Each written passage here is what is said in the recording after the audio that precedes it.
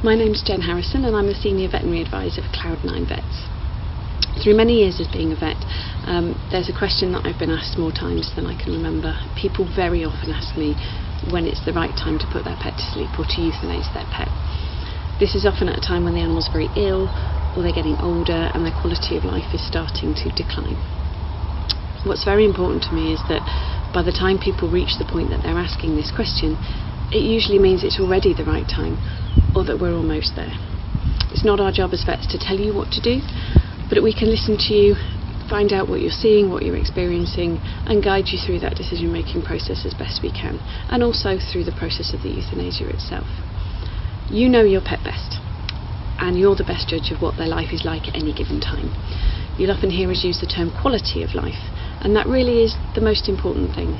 Living a good life is much more important than living a long life, no matter how much we want our pets to live forever.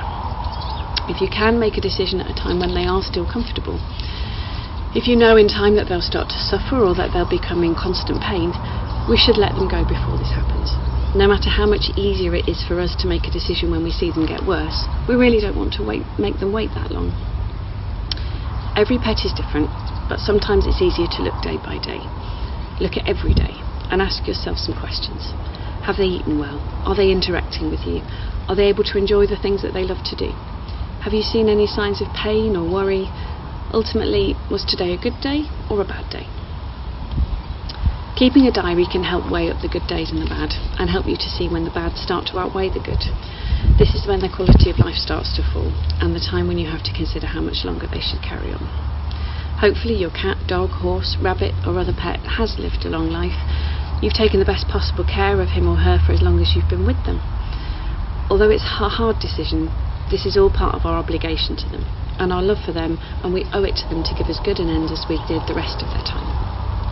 By making this decision, you can choose the time and the place, and if possible make it as comfortable for your pet as it can be.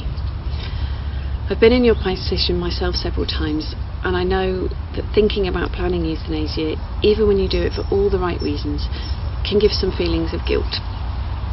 It's completely normal to feel like this. We all do it.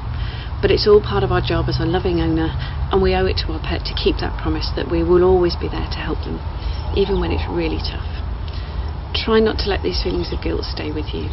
It's a time to say a good goodbye and thank our pets for the time that we've had together, whilst ultimately saving them from distress or suffering. Working with your vet is really important to help you understand the problems your pet's having and how they might be impacting on their quality of life. Never be afraid to ask for advice or guidance. We would never expect you to make such a big decision without support when you need it. You can ask your own vet, or you can talk to us at Cloud9 Vets to talk you through what will happen at the time of euthanasia and what your options might be.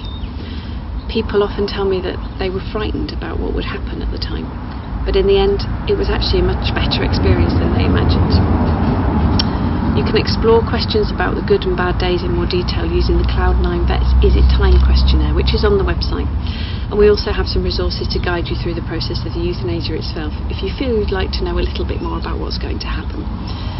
There are some useful links to ongoing support following the death of a pet via organisations such as the Ralph site and the Pet Bereavement Support Service.